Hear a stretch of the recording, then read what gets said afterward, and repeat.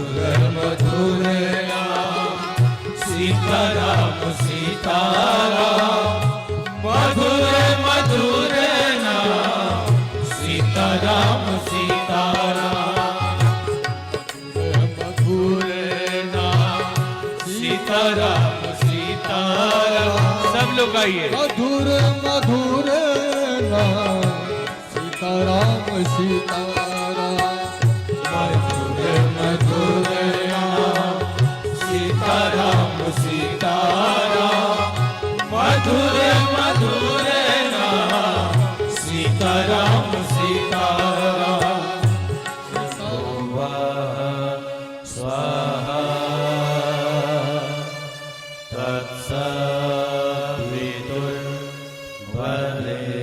तत्सवितुर्वरेण्यं भर्गो देवस्य धीमहि धियो यो नः प्रचोदयात्। गुरुर्ब्रह्मा गुरुर्विष्णु गुरुरेव महेश्वरः गुरुरेव परब्रह्म तस्मै श्री गुरवे नमः। अखण्डमण्डलाकारं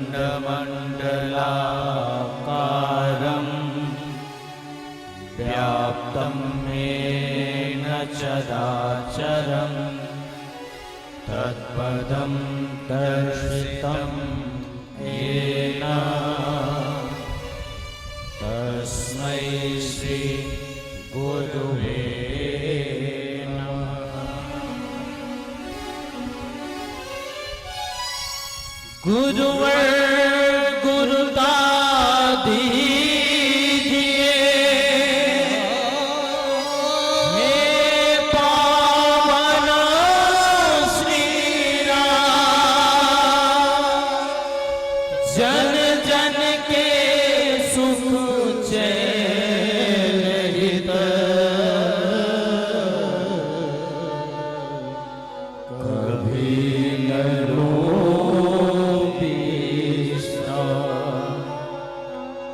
व्यासाय विष्णुरूपाय व्यासरूपाय विष्णवे नमो वै ब्रह्मनिधये वासिष्ठाय नमो नमः। लोकाभिरामं रणरङ्गधीरं राजीवनेत्रं रघुवंशनाथं कारुण्यरूपं करुणावरन्तं श्रीरामचन्द्रं शरणं प्रपद्ये।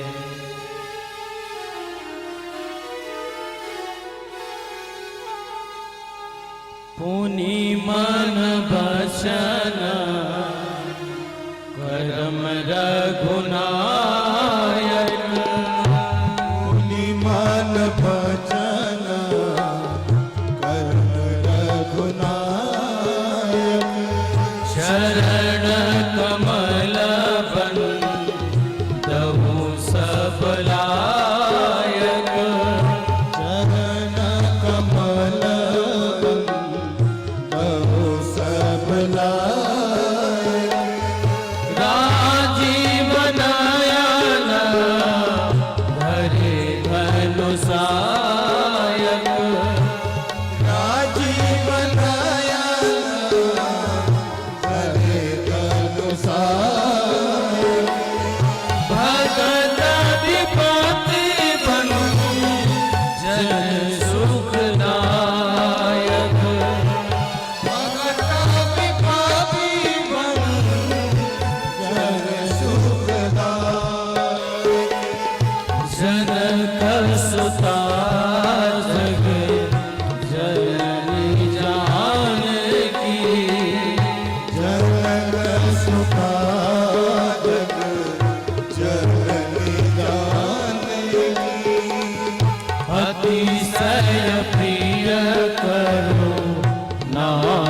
विधान की अतिशय प्रिय करो ना विधान की ताके जुग पद कमल मनावो ताके जुग पद कमल बनाओ जासु कृपा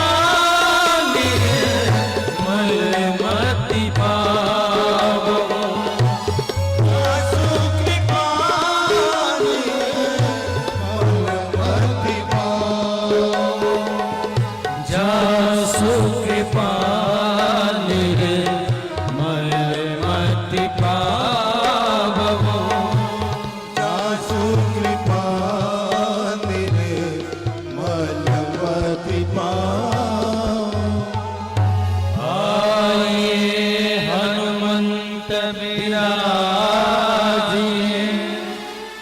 कथा करो मति अनुसार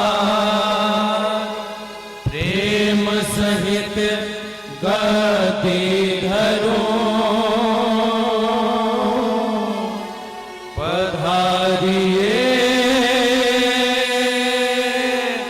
पवन कुमार प्रणवो पवन कुमार फल बल पावक ज्ञान धन जासु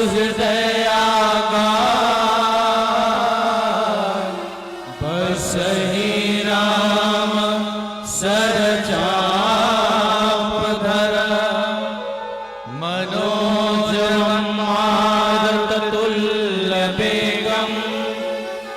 जितेन्द्रियं बुद्धिमतां वरिष्ठं वातात्मजं वानरयोतमुख्यं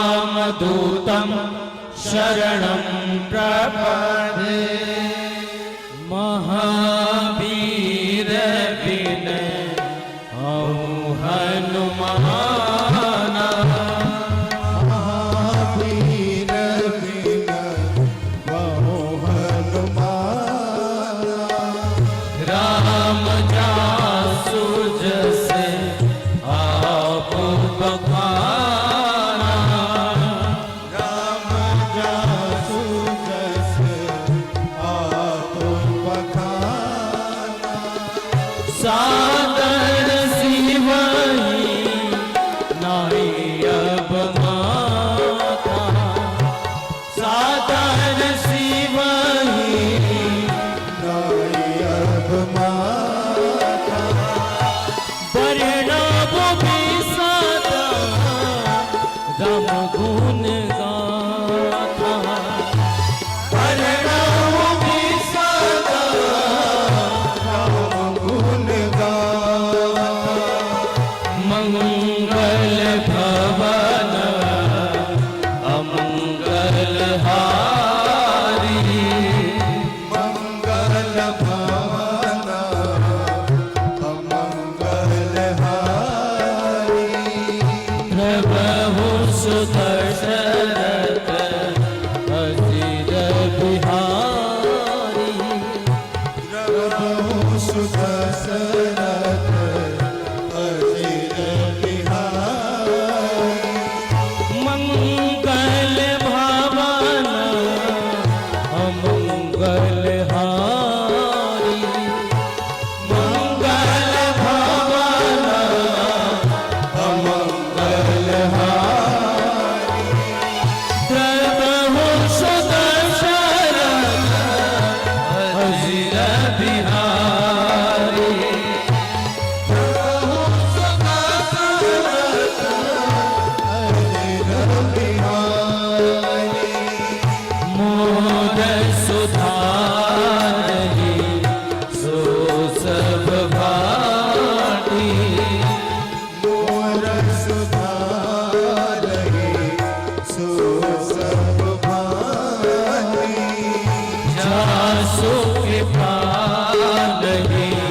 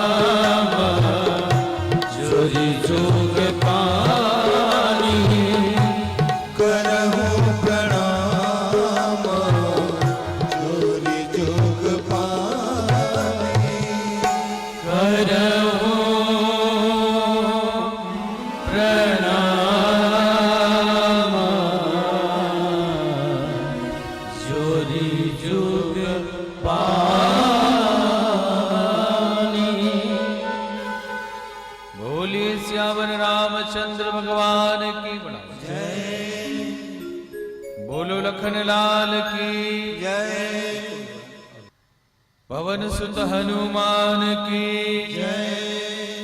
गोस्वामी जी महाराज की सद्गुरुदेव भगवान की बोलो भाई सब संतन की। आत्मीय बंधु, देवतुल्य भाइयों तथा शक्ति स्वरूपा माताएं बहनें, नवरात्रि के इस पावन पर्व पे भगवान राम की कथा सुनने का अवसर मिल रहा है। ईश्वर की बड़ी कृपा होती है तो सत्संग का अवसर मिलता है। कहते हैं बिनु सत्संग विवेक न होई और राम कृपा बिनु सुलभ न सोई। बिना सत्संग के विवेक नहीं होता और ईश्वर की कृपा के बिना सत्संग उपलब्ध नहीं होता।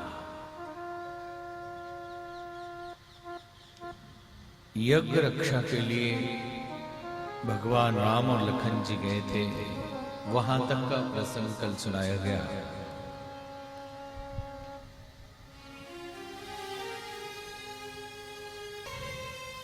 खबर आया, जनकपुर से एक पत्रिका आई और साथ में ऋषि विश्वामित्र के राम लखन जी दोनों जाने के लिए तैयार हो गए। कई लोग कहते हैं कि भगवान राम विश्वामित्र के निमंत्रण से गए और कई कहते हैं निमंत्रण ही नहीं मिला था किसी को।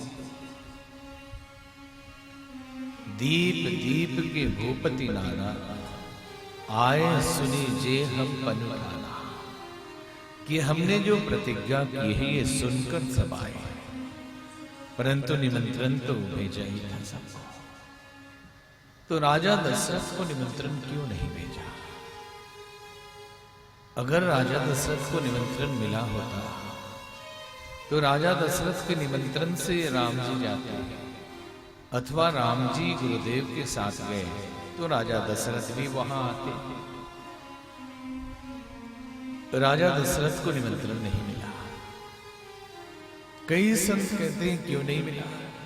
इसलिए नहीं मिला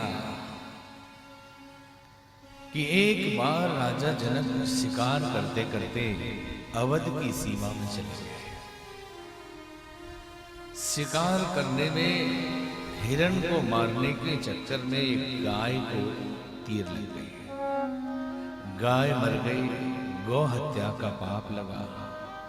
राजा जनक बहुत परेशान हुए, बहुत दुखी हुए कि मैंने इतनी तपस्या की, इतना धर्म किया, आज सब बेकार चला गया।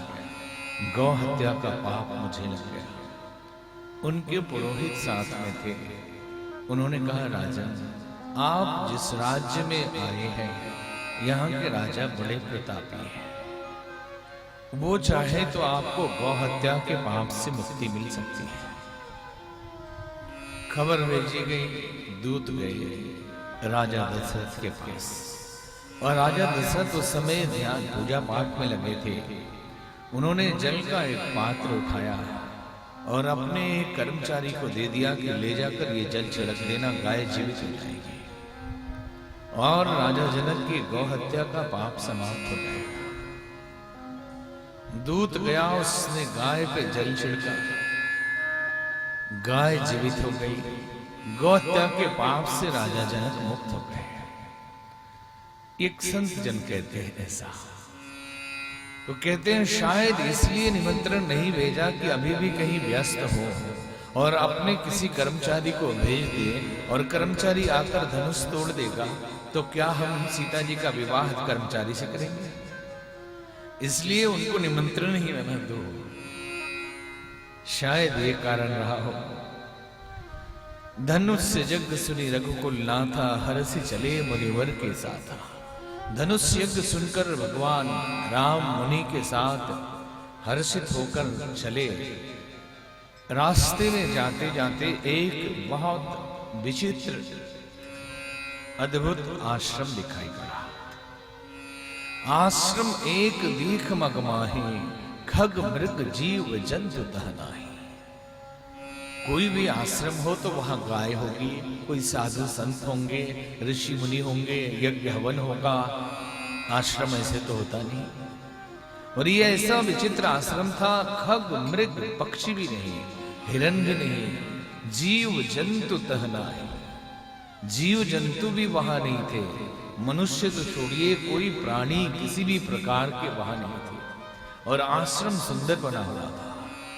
तुलसी का एक पौधा लगा था, एक पत्थर रखा हुआ था। भगवान ने आश्चर्य व्यक्त करते हुए पूछा, गुरुदेव ये कैसा विचित्र आश्रम है? नीरो वातावरण है, शांति है, दिव्यता है, अद्भुत छटा है, सौंदर्य है, लेकिन यहां कोई है नहीं। तो ऋषि विश्वामित्र ने बताया, गौतम नारी शाप बस उपल देह धरि धीर, चरण कमल रज चाहती, कृपा करहु रघुबीर। हे राघवेंद्र, ये गौतम ऋषि की पत्नी अहिल्या है। ये जो पत्थर है ये पत्थर नहीं है। और पूरी कथा सुना दी कि ब्रह्मा जी की पुत्री थी, अति सौंदर्यवान थी। इंद्र चाहता था विवाह करना, लेकिन गौतम ऋषि से विवाह कर दिया। एक दिन इंद्र गौतम ऋषि का वेश बनाकर आया और उसने छल किया।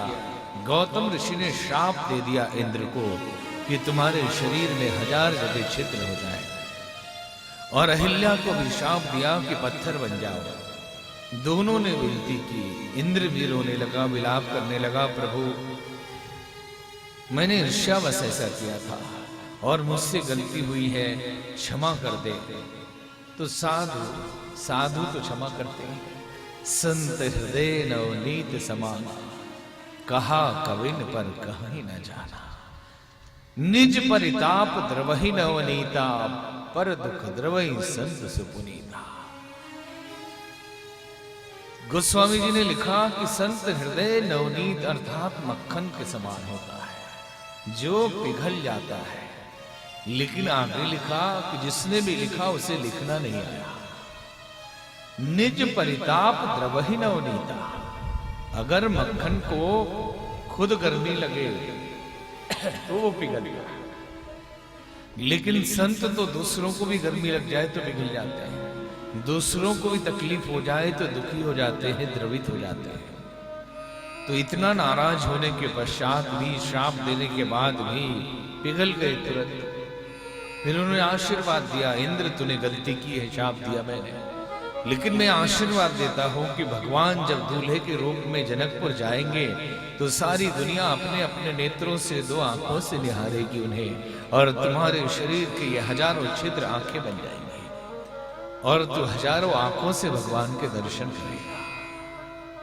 अहिल्या विलाप करने लगी तो गौतम ऋषि ने कहा कि भगवान जब इधर से जाएंगे, उनके चरण रज तेरे सिर पे पड़ेंगे तो मुक्त हो जाएंगे।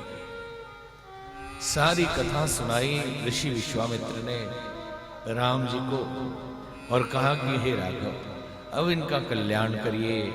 भगवान राम ने अपने चरण लगाए पत्थर के ऊपर।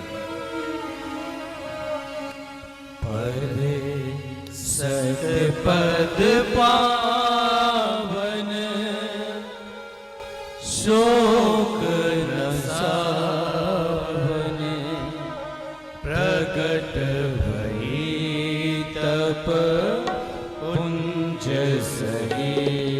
पद सतपद पावन, शोक न सावन, प्रगट भई तप पुंज सही। देखत रघुनायक जन सुखदायक, सन्मुख होई जोड़ रही अति प्रेम अधीरा। उलग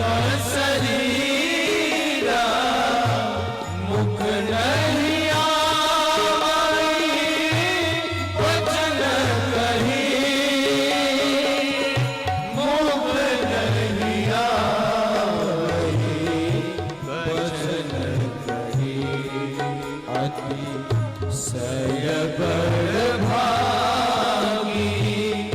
शरण लागी जुगल नयन जल धार बही। ऐसे ही भगवान ने अहिल्या के ऊपर चरण लगाया, पर सतपद पावन शोक न सावन, सारा शोक दूर हो गया और प्रकट हो गई अहिल्या। भगवान को देखा, हाथ जोड़कर खड़ी हो गई, मुख से वचन नहीं निकल रहे, आंखों से अश्रुधार बहने लगे और विनती करने लगी।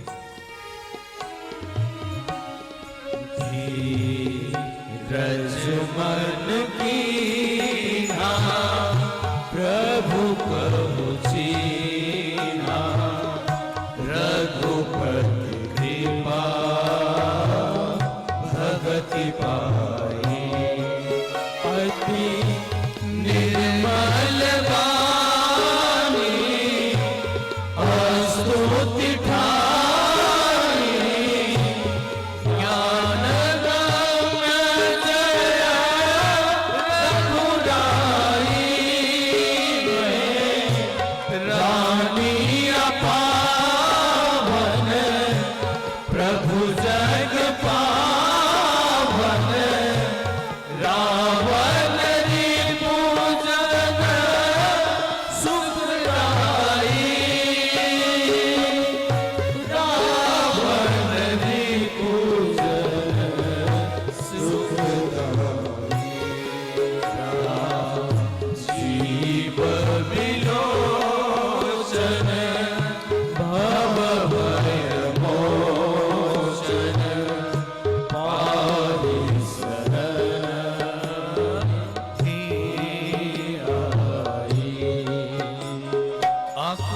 अश्रुधार बह रहे, मन में धीरज धरा, भगवान को पहचाना, निर्मल वाणी से स्तुति करने लगी। कहती कि हे प्रभु, मैं अपावन हूँ, मैं अपवित्र हूँ, आप रावण आदि शत्रुओं के संहार करने वाले हैं। हे राजीव लोचन, हे प्रभु, मैं आपकी शरण में आई हूँ, मेरी रक्षा करिए प्रभु, मेरी रक्षा करिए। मुनि शाप जो दीना अति फल कीना परम अनुग्रह मैं पाना। देखेऊ भली लोचन हरि भव मोचन हरि लाभ संकर जाना। प्रभु मोरी मैं अति भोरी नाथ नमारो बलियाना। नाथ नमारो बलियाना। कमल परागा रस अनुरागा मम मन मधुप करे पाना। विनती करती है और कहती है, हे प्रभु, मुनि ने जो शाप दिया बहुत अच्छा किया।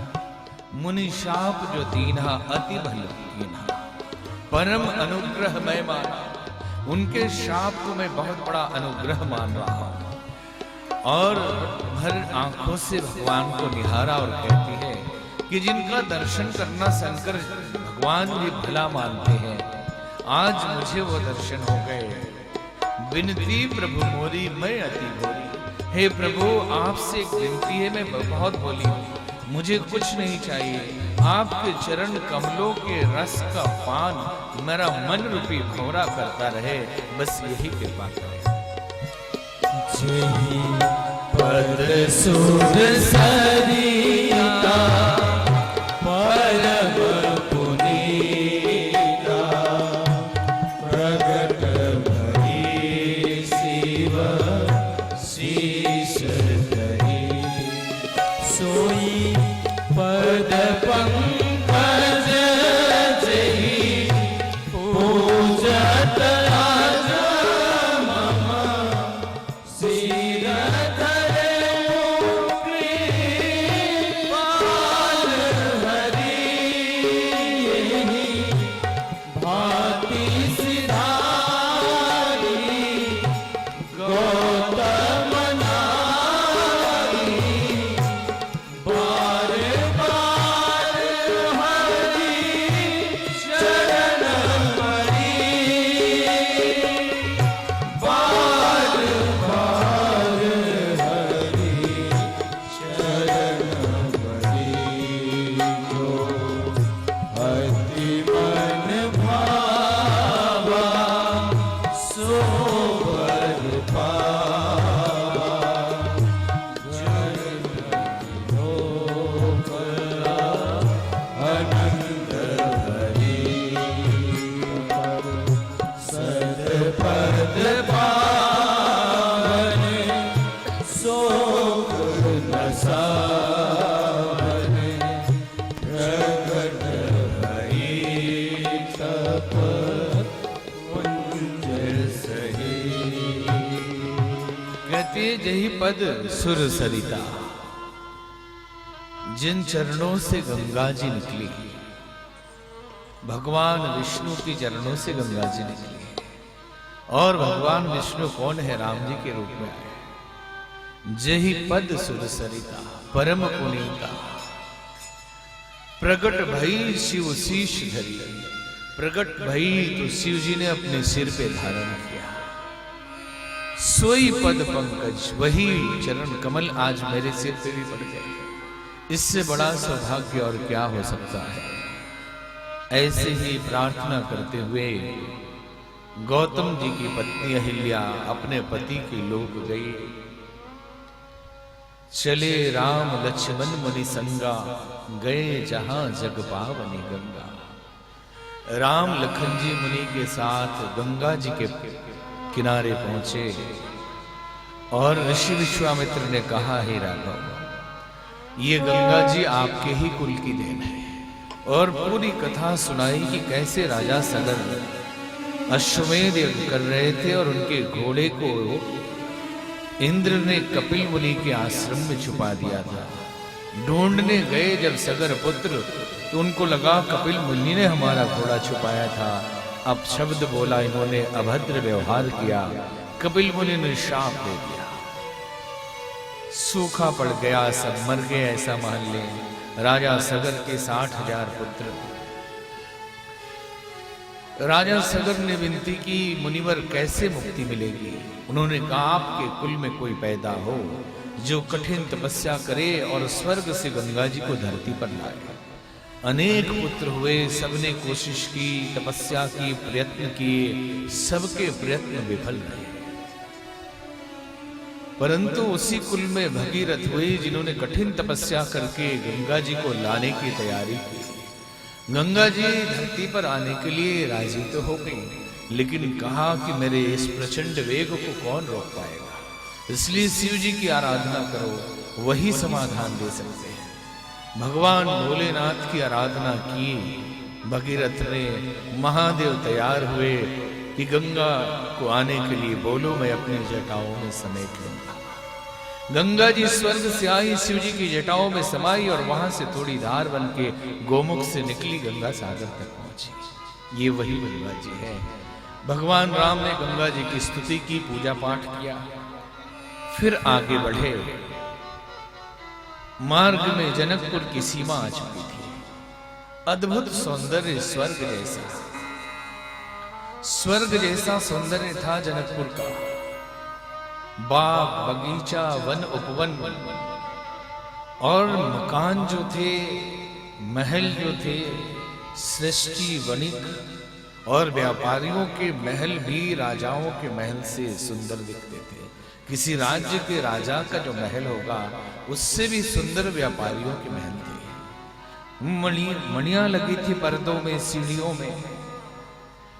जनकपुर में प्रवेश किया। खबर गई राजा जनक के पास। एक आम के बगीचे में ऋषि विश्वामित्र दोनों राजकुमारों के साथ पहुंचे। खबर लगी राजा जनक साधु संतों ब्राह्मणों के साथ स्वागत में वहां पहुंचे। विश्वामित्र महामुनि आए, विश्वामित्र महामुनि आए, समाचार में थे लापति पाए, समाचार में थे लापति पाए, कीन प्रणाम चरण धरि माथा, कीन प्रणाम चरण धरि माथा, दीन आशीष मुदित मुनि नाथा, दीन आशीष मुदित मुनि नाथा, विप्रवृंद सब सादर वंदे, विप्रवृंद सब सादर वंदे, जानि भाग्य बड़ राहु बदंदे, जानि भाग्य बड़ राहु बदंदे। विश्वामित्र महामुनि आए, समाचार मिथिलापति पाए। महामुनि विश्वामित्र आए हैं, ये खबर राजा जनक को लगी। चले आए ब्राह्मण संतों साधुओं को लेकर, दंडवत प्रणाम, किन्न प्रणाम चरण धरी माता, चरणों में सिर रखकर प्रणाम किया। दिन आशीष मुदित मुनि नाथा, आनंदित होकर हर्षित होकर मुनि ने आशीर्वाद दिया। विप्रविंद सब सादर वंदे, जितने ब्राह्मण संत आए थे सबने आदर पूर्वक मुनि को नमन किया, वंदन किया। और जानि भाग्य बड़ राव आनंदे, राजा अपने भाग्य को सराह रहे हैं कि हमारे यहाँ ऋषि विश्वामित्र पधारे। आम का बगीचा था, दोनों भाई इधर उधर देखने चले गए थे, लौट के आए। जैसे ही जनक जी ने दोनों को देखा, देखते ही विदेह देह में मोहित हो गए। राजा जनक विदेह है लेकिन देहधारी को देखकर इतने मोहित हो गए। गोस्वामी जी ने वर्णन किया, प्रेम मगन मनो जान नृप, करी विवेको धरी, बोले मुनि पद नाई सिरो, गद गद गिरा गम्भीर। दोनों को देखा, प्रेम से इतने भर गए कि फिर से सिर नवाया, मुनि के चरणों में फिर सिर रखा और गदगद हो गए। बोली नहीं निकल रही, आवाज नहीं निकल रहा, और इतने भाव विभोर हो गए। पूछा मुनि से कि ये कौन है? कहु नाथ सुंदर दिव्यबालक, कहु नाथ सुंदर दोबालक, मुनि कुल तिलक की नृप कुल पालक, मुनि कुल तिलक की नृप कुल पालक, ब्रह्म जो निगम ने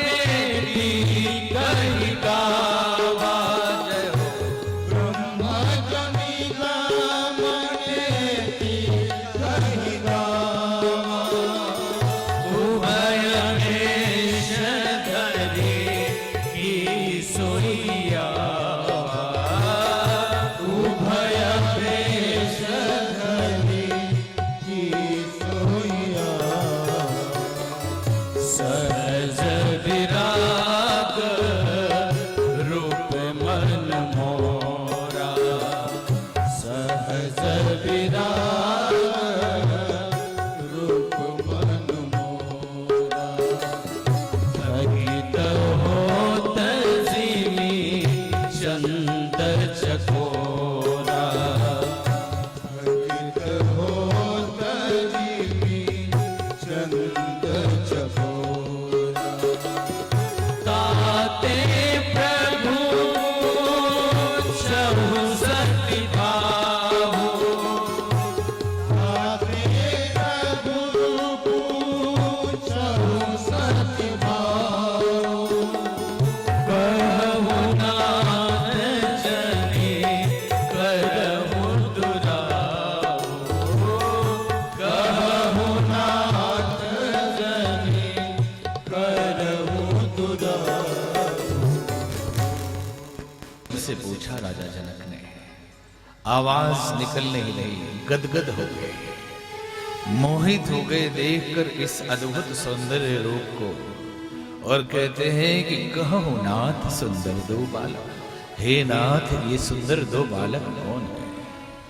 मुनिकुल तिलक के नृपकुल पालक, किसी मुनि के पुत्र हैं या किसी राजा के पुत्र हैं?